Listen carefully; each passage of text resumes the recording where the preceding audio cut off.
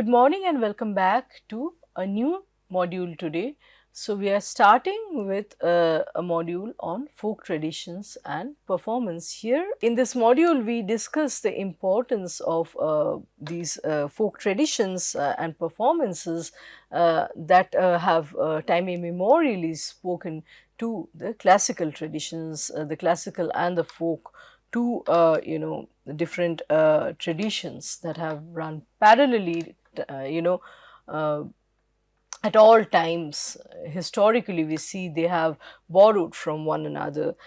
So we see the provenance, how these cultures have grown, what these performances imply, and who the audiences are, and how the variations happen from one region to another. So the first folk performance today we are going to discuss is Tamasha.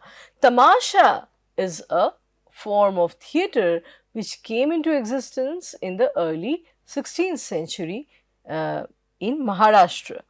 Tamasha as an art form is performed by local or traveling theatre groups within the state of Maharashtra. So, in Maharashtra, there are mainly two types of tamasha. First being the Dholaki Fadcha tamasha, and the other being the Sangeet Badicha tamasha. So, Dholaki Fadcha tamasha and Sangeet Badicha tamasha. The first type, Dholaki Fadcha tamasha, is completely an art which includes song, dance, theatre, or drama, right? On the other hand, the Sangeet Bari style is focusing mainly on music and dance. It is mainly performing or communicating a theme through song and dance rather than through drama. It is known for its suggestive lyrics and also for the borderline erotic movements and content. So, tamasha includes play, song, and also the concept of worship or aradhana, apart from lavani. What is lavani? Lavani is love songs. Lavani plays a very important role, crucial role in making the folk art popular among the common people. So, it is vital to note that each region has its own tamasha. Like I was saying that any folk performance or art form has its own inflections. It picks up from the local culture. So even within abutting regions, its nuances, its it could be the costume, it could be the makeup of the artist, it could be the delivery, it could be the content of the song, the dialects. These things change, these things vary from region to region. So, each region has its own tamasha. The origin is believed to be Maharashtra, and the tamasha troops usually comprise of artists, instrumentalists. They have their own cook, stage designers, porters. So it's a microcosm, a complete kind of microcosm in itself. So, tamasha also has an association with the Islamic tradition. During the late 16th century, the Mughal invaders introduced some of the entertainments to the local troops that were known for their bodily excesses. So, Urdu singing styles brought to the Deccan plain by the Muslim soldiers are thought to have been combined with the local indigenous forms of entertainment, and that's how tamasha churned out, right? So, the Islamic styles being wedded to the local traditions in and around the Deccan region gave birth to the tamashas. So, the Sangeet Bari performance has a fascinating dynamic of female power inbuilt into it. The female performer's ability, inherent ability to attract the male audience through submission and domination combined, alternate, expressions of submission and domination. The dancers' playful rhythms constantly alternate between concession and withdrawal.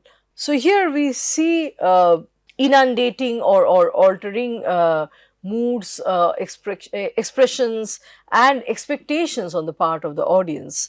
So now we have to understand that it is very commonsensical that owing to its bodily excesses, its reference to love and erotica, the female dancers' playful rhythms and movements, that tamasha has been traditionally rejected by the upper class audience, and they thought that these bodily excesses were basically improper.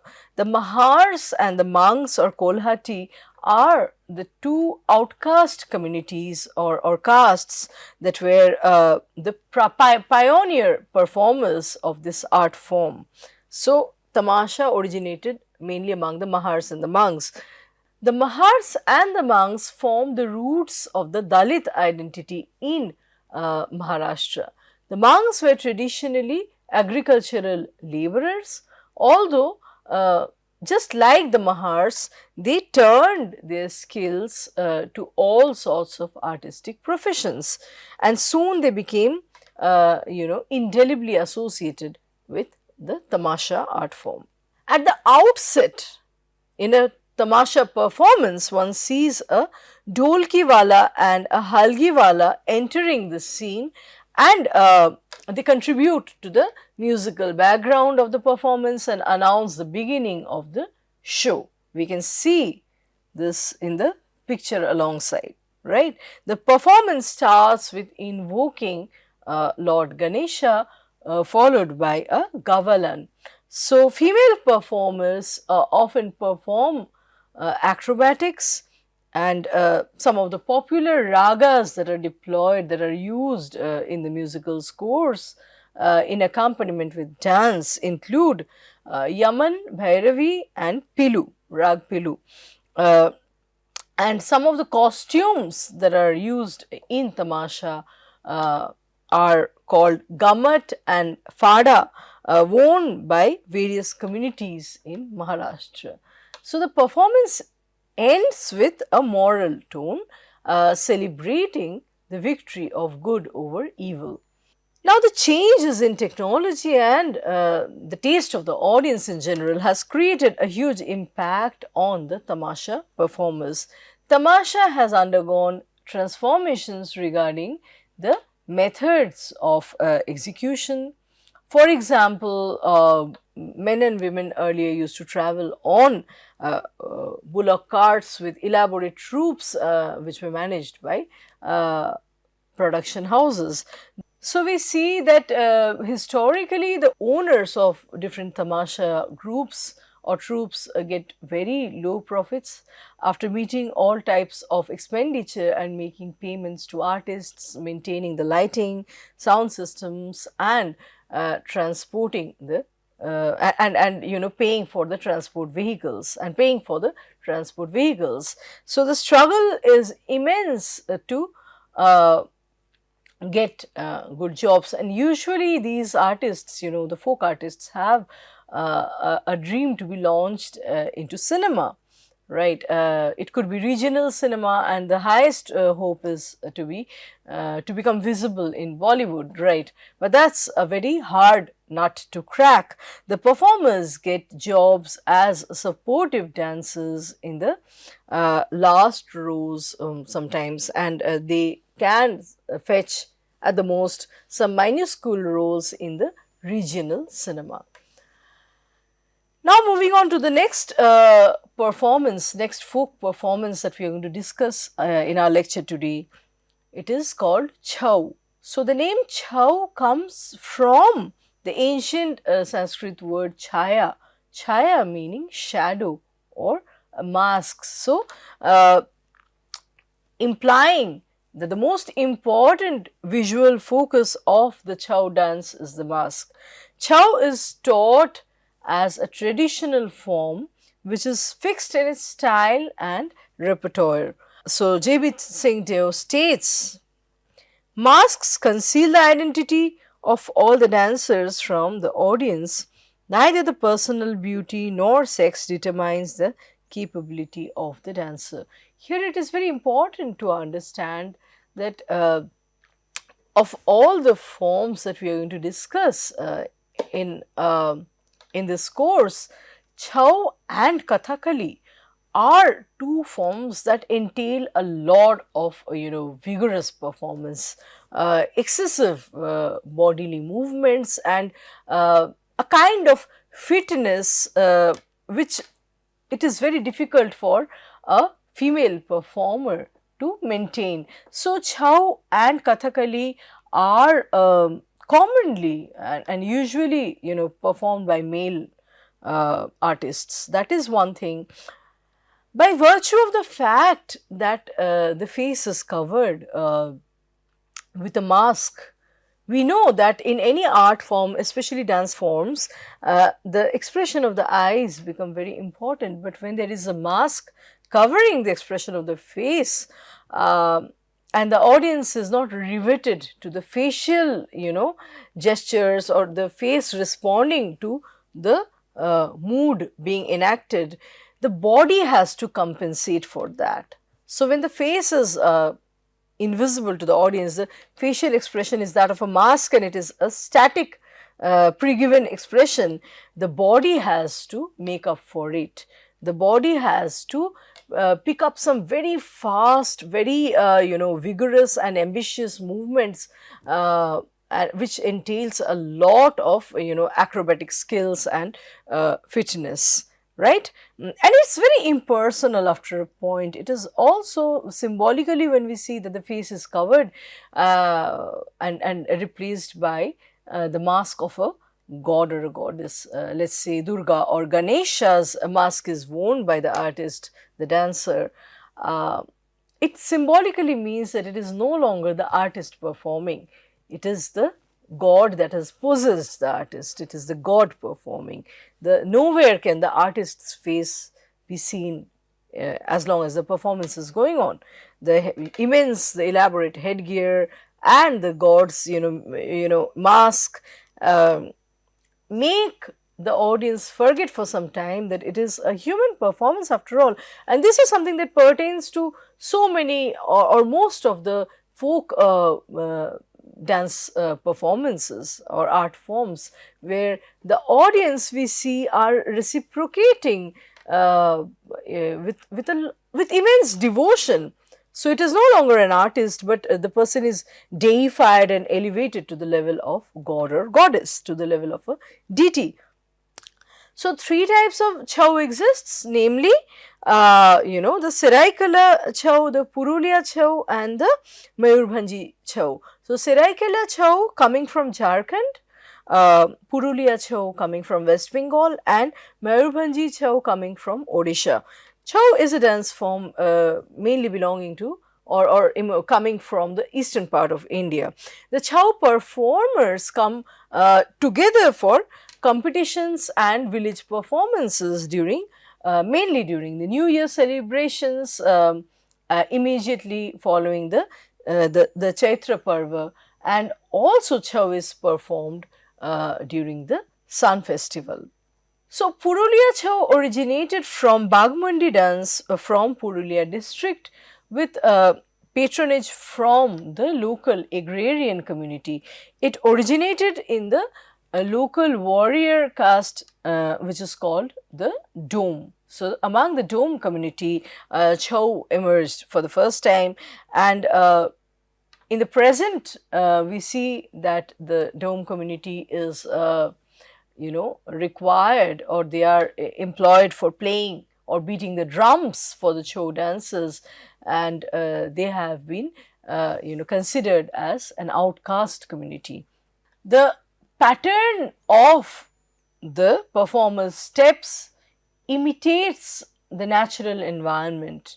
So it imitates, the steps imitate trees, animals, gods, and even the primitive hero, the primitive men, the primitive heroes and the primitive men. The masks represent mythological characters, animals, demons, and gods. And the headgear or the elaborate headdress becomes very important. So, I was talking about the inflection, the small, intricate things that change in the Chhau forms as they travel from Odisha to Bengal to Jharkhand, right? The certain features change. It could be the design of the headgear, it could be the motifs, built or painted on the face, on the headgear, or the style of wearing a dress. It varies from region to region. So, usually a big fanning headgear or headdress is worn by the dancer, which shakes and vibrates with the violent shaking of the upper part of the body. The Purulia Chhau dances can become quite violent and even out of control. Masks therefore form an integral part of the Chhau dance in Purulia or Seraikala styles. Unlike these two regions, in the Mayurbhanji Chhau, we see the performers do not wear the big mask, but their faces are very heavily painted. Now, Mayurbhanji Chhau has originated in Baripada, Odisha. Their movements are often circular, jerky and aggressive, and they transform into lyrical fluid steps and acrobatic poses. It entails a lot of bodily fitness and a lot of practice that goes into making a successful performance.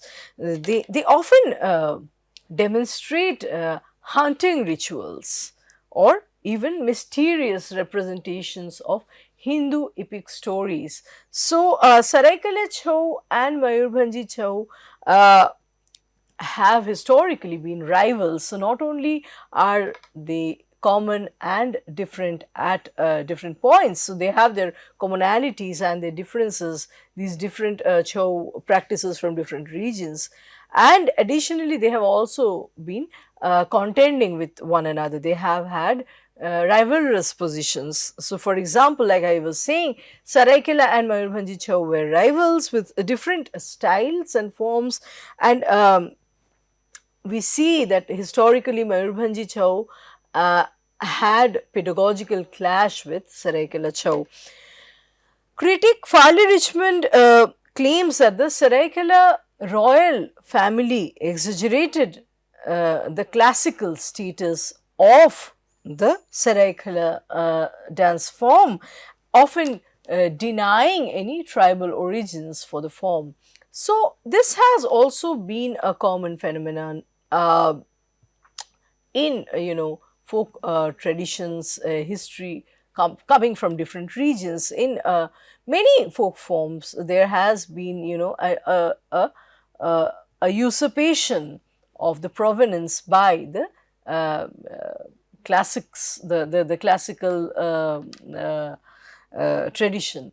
So, the classical Sanskritized influence kind of usurps, kind of appropriates the tribal influences. The tribal influences are evanist, they are kind of made to disappear, and the classical forms claim the credit to the entire dance form, whereas in reality research would say that these dance forms stand at the crossroads, at the intersections of very rich exchanges between the classical and the folk or tribal traditions. One cannot be wished away, and onus cannot be unduly placed on the other. It is as much the credit of the folk as that of the classical into the making of different performances the way they are. They are very hybrid.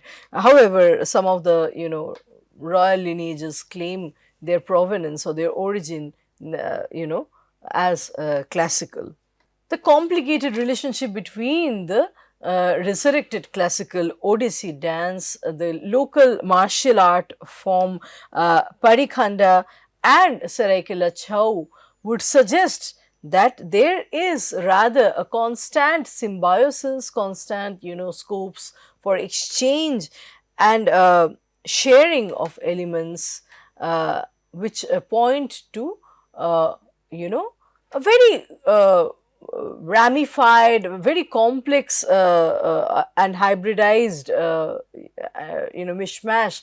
No straightforward linear relationship can be traced, or the influences are very difficult to identify what elements in a dance form came from the classical tradition and what elements came from the folk origins, or folk influences.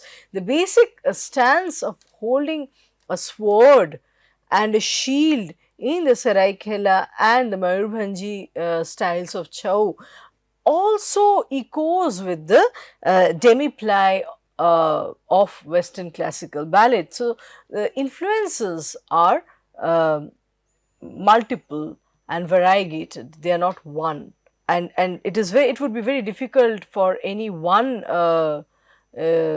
source to claim an entire dance form and say that it is coming purely from that particular influence, be it classical or tribal or folk.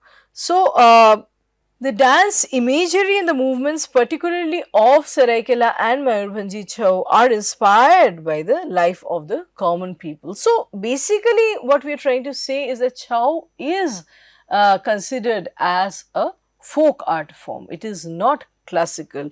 It is something that is performed, that has been historically performed in open fields among common people, and its inspiration, its sources of inspiration are the the commoners, the daily chores of housewives, the farmers' activities in the field, and the even the movements of animals and birds. It's not removed from the mundane lives of the ordinary people, and the performance also happens not on a podium or an elevated dais. It happens in an open field among the common audience coming from very ordinary backgrounds.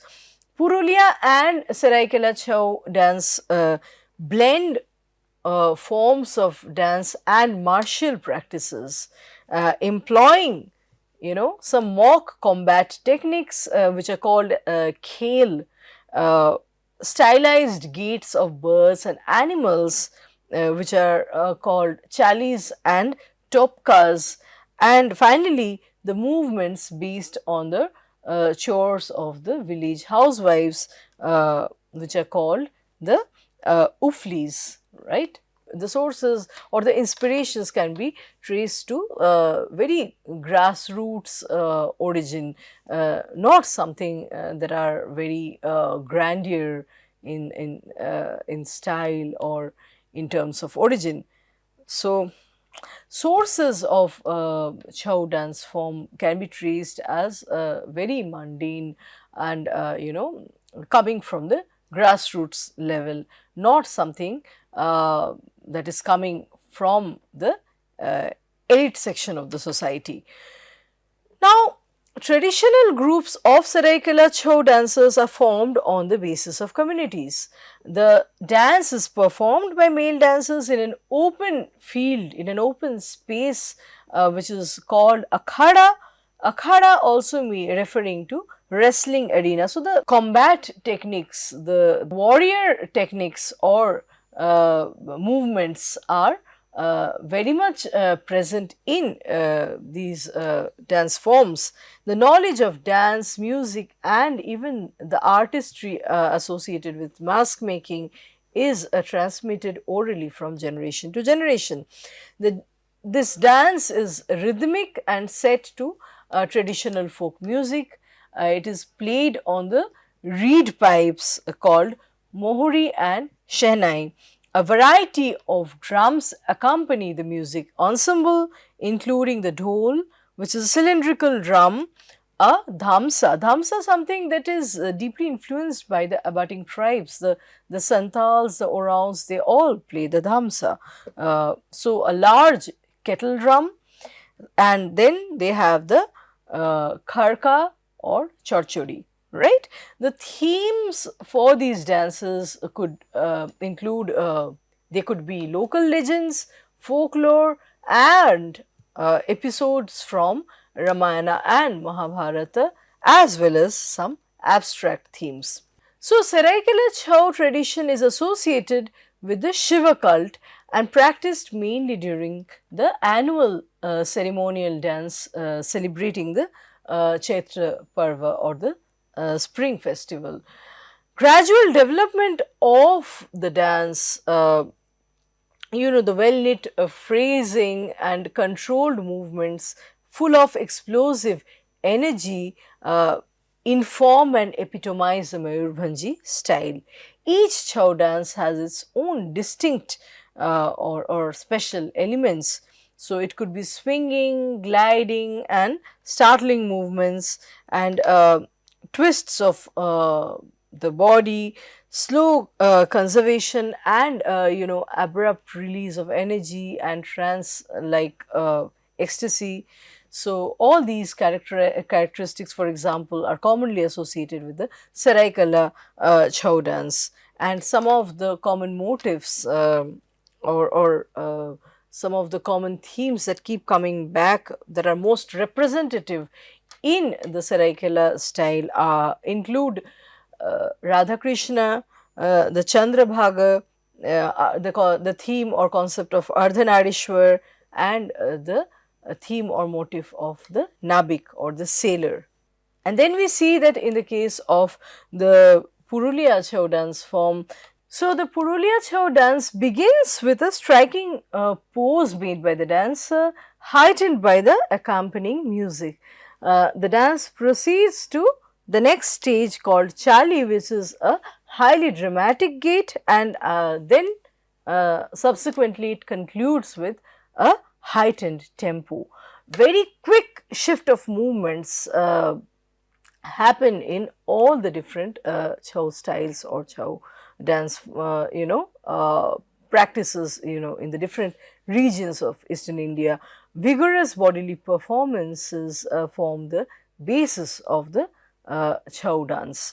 In the Purulia style, the precursors of the Chhau dance were the Paika and the Natua, and additionally, the Nachini dance also played an important role in rendering Chhau its present identity. So, Chhau dance borrows its female gestures, female movements from the Nachini dance, and the female dance elements in Chhau introduces the aspects of Lasya Bhav, right? Lasya Bhav, which has been described or which draws on Natya Shastra, and because of these feminized qualities, some elegance, sensuality, and beauty is adhered with the dance form. On the other hand, the male dance movements greatly draw on the Shiva's Tandava style of dance. So, those are the virile movements. So, on the one hand, there are the Lasya forms, on the other hand, there have the Tandav forms. So, with this, I am going to conclude my lecture here today, and let us meet again in another lecture with more dance forms and discussions on them. Thank you.